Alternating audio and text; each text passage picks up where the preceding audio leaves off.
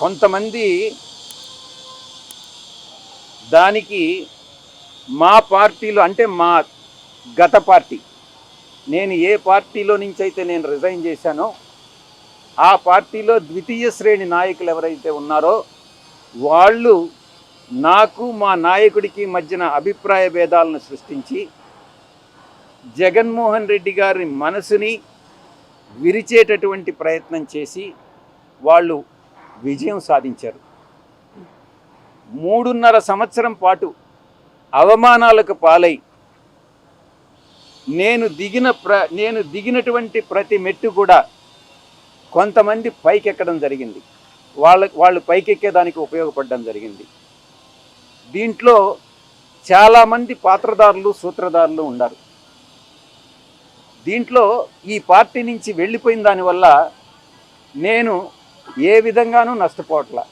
చిత్తశుద్ధితో ఈ పార్టీలో నేను ఉన్నంతకాలం నేను పనిచేశాను, మనస్ఫూర్తిగా పనిచేశాను. ఇప్పుడు కూడా పార్టీ నుంచి వచ్చిన తర్వాత జగన్మోహన్ రెడ్డి బాగుండాలనే కోరుకుంటున్నాను. కానీ ఈ యొక్క ద్వితీయ శ్రేణి నాయకత్వం, వాటిని ఏమంటారు, వీళ్ళు చుట్టూ ఉండేటటువంటి వాళ్ళని కోటరీ. ఈ కోటరీ నుంచి ఏ రోజైతే ఆయన బయటపడతాడో ఆ రోజు ఆయనకు భవిష్యత్తు ఉంటుంది. లేకుండా ఉంటే భవిష్యత్ అనేటటువంటిది చాలా కష్టంగా ఉంటుంది. ఇంతకన్నా మించి చెప్పగలిగింది ఏం లేదు.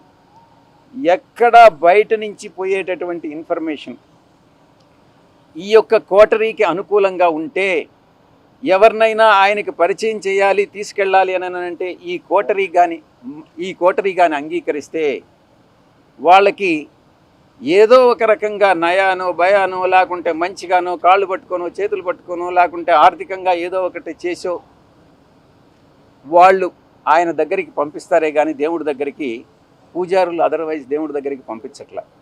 ఇది జరిగేటటువంటిది. ఈ చెప్పేటటువంటి ఒక నాయకుడు అన్నటువంటి వాడు ఈ చెప్పుడు మాటలను నమ్మకూడదు. చెప్పుడు మాటలను నమ్మితే నాయకుడు నష్టపోతాడు, ప్రజలు నష్టపోతారు, పార్టీ నష్టపోతుంది. ఇక్కడ జరిగేటటువంటిది అదే. వైసీపీ పార్టీలో పూజారుల హవా నడుస్తుంది. తప్పకుండా ఏకీభవించకుండా ఉండేదానికి ఏముంది దాంట్లో? ఈ కోటరీ వల్లనే నేను ఆయనకి దూరం అయ్యా. నేను ఇంకోటి, ఆయన జగన్మోహన్ రెడ్డి గారితో నేను మాట్లాడినప్పుడు నేను చాలా స్పష్టంగా చెప్పా, సార్ మీ మనసులో నాకు స్థానం లేదు, నా మనసు విరిగిపోయింది.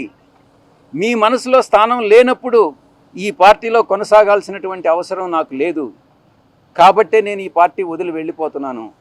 మీ చుట్టూ ఉండే వాళ్ళ చెప్పుడు మాటలు విని మీరు తప్పుదోవ పట్టొద్దు. మీకు ఎవరు నిజాలు చెప్తున్నారు, ఎవరు అబద్ధాలు చెప్తున్నారు అన్నటువంటిది మీరు పూర్తిగా అర్థం చేసుకోండి. అర్థం చేసుకొని మీరు నిర్ణయాలు తీసుకోండి. అప్పుడు మీరు ప్రజలకు ఉపయోగపడతారు. మీరు నాయకులు, అధినాయకులు, ముఖ్యమంత్రిగా 5 సంవత్సరాలు పనిచేసినటువంటి అనుభవం ఉంది. భవిష్యత్తులో కూడా మీరు ఇంకా ప్రజలకు సేవ చేయాలి. కాబట్టి ఈ చుట్టూ ఉండేటటువంటి వాళ్ళ మాటలు వినవద్దు అని నేను ఫోన్లో మాట్లాడినప్పుడు లండన్కి నేను చాలా స్పష్టంగా చెప్పాను. నా మనసు విరిగిపోయింది కాబట్టే నేను పార్టీ నుంచి బయట వచ్చా. రాజకీయాలను చేశారు. జగన్ గారే ఉండమని చెప్పారు. కానీ విరిగిన మనసు అతకదు కాబట్టి నేను పార్టీ నుంచి వెళ్ళిపోయాను. తిరిగి ఆ పార్టీలో వైఎస్ఆర్ కాంగ్రెస్ పార్టీలో చేరేటటువంటి ఉద్దేశం నాకు లేదు. గర్వాపసి అన్నటువంటిది అప్లై కాదు, నా మనసులో లేదు. మీరేమన్నా రికమెండ్ చేస్తున్నారా? బీజేపీలో చేరుతూనే ప్రచారం ఉంది సార్. మీ గవర్నర్ ఇస్తాను బ్రాక్ అండ్ కూడా మీకు బీజేపీ ప్రచారం నడుస్తున్నారు. మీరు భవిష్యత్తులో రాజకీయాల్లోకి వస్తారా? నేనేం చెప్పాను? నేను వ్యవసాయం చేసుకుంటానని చెప్పాను. వ్యవసాయం చేసుకుంటున్నాను. దాని మీద కూడా మీరు పత్రికల వాళ్ళు చాలా కామెంట్స్ చేసినారు. ఈ వ్యవసాయదారుడు ఏందయ్యా ప్యాంట్ వేసుకొని టచ్ ఇన్షర్ట్ చేసుకొని ఏం వ్యవసాయం చేస్తాడని అని అన్నారు. అంటే వ్యవసాయదారులు మంచి చొక్కా మంచి ప్యాంట్ వేసుకోకూడదా మీ దృష్టిలో? అలాంటప్పుడు వ్యవసాయదారుని మీరు కించపరిచినట్టు కాదా? గోచిపెట్టుకొని చేస్తేనే వ్యవసాయమా? అర్థం చేసుకోవాలి, మనోభావాలను దెబ్బతీయకూడదు. వ్యవసాయం అని అంటే వ్యవసాయమే. నేను నిజంగా కూడా అదే చేసుకుంటున్నాను. 19 నుంచి 24 వరకు ఒక క్వార్టర్, అంటే ఎన్నికల ముందు ఉన్నటువంటి ఒక క్వార్టర్ మాత్రమే పెండింగ్ ఉందో అది వచ్చినటువంటి ప్రభుత్వం బాధ్యత. మరి గడిచినటువంటి 9 నెలలు వారిదే కదా బాధ్యత. ఆ 9 నెలల బకాయిలు మాకేంటి సంబంధం? ఈ 9 నెలలు ఆ గడిచినటువంటి ఆ 3 మాసాలు ఇప్పటికీ ఈ మార్చి కూడా అయిపోతే 5 క్వార్టర్లు కంప్లీట్ అయిపోతాయి. అంటే దగ్గర 4,500 కోట్ల రూపాయలు బకాయిలు ఉండిపోయి ఈ ఒత్తిడి తీసుకొస్తుంటే ఏవకెక్క ముక్తు మూలుతూ ఒక 500 కోట్లు 600 కోట్లు మొన్న గడిచినటువంటి నెలలో విడుదల చేశారు. సో బ్యాలెన్స్ 4,500 కోట్ల రూపాయలు తక్షణమే విడుదల చేయాలనేటువంటిది తల్లిదండ్రుల పక్షాన, పిల్లల పక్షాన పిల్లల్ని ఇబ్బంది పెడతా ఉన్నారు, కళాశాలలో వారందరినీ ఇబ్బంది పెడుతున్నారు అనేటువంటి ఉద్దేశంతో వారి మీద ఒత్తిడి తీసుకొస్తా ఉన్నాం. అది వారి బాధ్యత అనేటువంటిది కూడా వారు గుర్తు చేస్తూ ఉన్నాం. మళ్ళీ ఏంటి, ఇదంతా కూడా మళ్ళీ సూపర్ 6లో హామీ కాదు.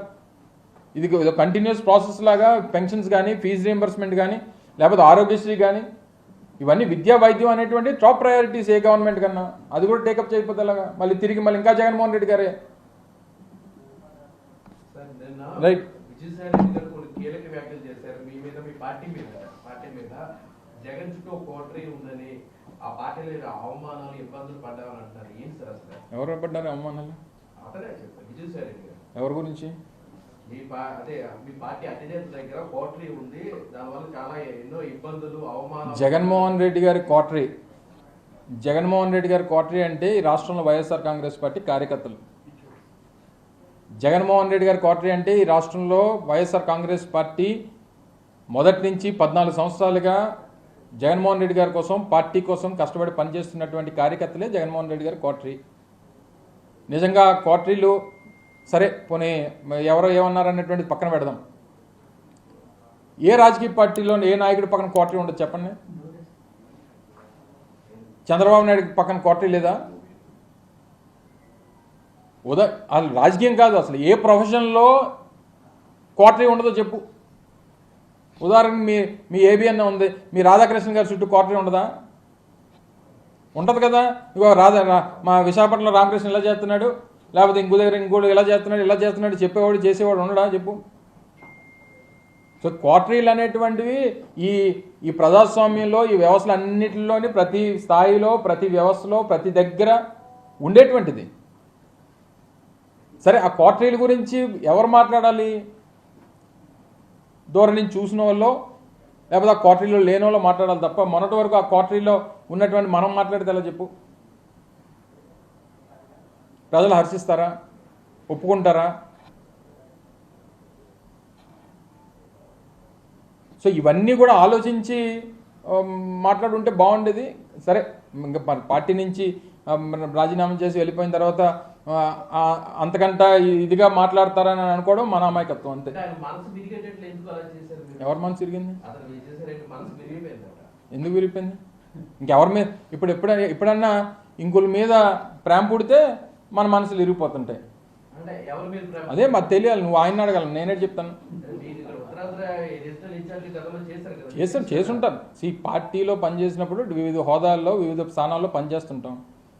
ఇప్పుడు నీకు ఒకరి మీద మనసు ఇరిగిపోయిందని అంటే ఇంకొక మీద ప్రేమ పుడితేనే ఇక్కడ మనసు ఇరిగిపోద్ది. అది ఎవరి మీద ప్రేమ పుట్టిందో, ఎవరి మనసు దేనికి ఇరిగిపోయిందో అనేటువంటి త్వరలో తెలుస్తాయి మనకి. అవన్నీ చూస్తాం కదా రాజకీయాల్లో. నిన్న కూడా వారు మాట్లాడుతూ చెప్పారు. ఏం చెప్పారు? ఈ రోజు వరకు ఏ నిర్ణయం తీసుకోవాలి అంటే, ఈ రోజు అంటే నిన్నటి వరకే కదా. సరే, నేను అవన్నీ నా నిర్ణయం కాదు కదా. సో ఏదేమైనప్పటికీ మనసు విరిగిపోవడానికి, లేకపోతే ఇంకోటి అయిపోవడానికి వైఎస్ఆర్ కాంగ్రెస్ పార్టీలో ఉన్నంతకాలం అత్యంత కీలకమైనటువంటి స్థానాల్లో వారు పనిచేశారు.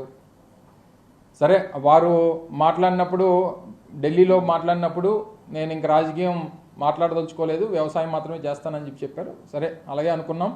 మరి నిన్నటి పరిస్థితులు అయితే దానికి భిన్నంగా కనిపించాయి నాకైతే. సో నిన్న భిన్నంగా కనిపించిన తర్వాత ఈ కొత్త మాటలన్నీ మనసు ఇరిగిపోయింది, లేకపోతే ఇంకోటి అయింది అన్న తర్వాత ఇంకో మీద ప్రేమ పుడితేనే మనసు ఇరిగిపోవాలి. మరి అంటే నా వ్యక్తిగతమైనటువంటి అభిప్రాయం. అది నాకేం తెలుసు? నేనేం చెప్తాను? నువ్వు ఎవరిని ప్రేమిస్తున్నావు నాకేం తెలుసు చెప్పు.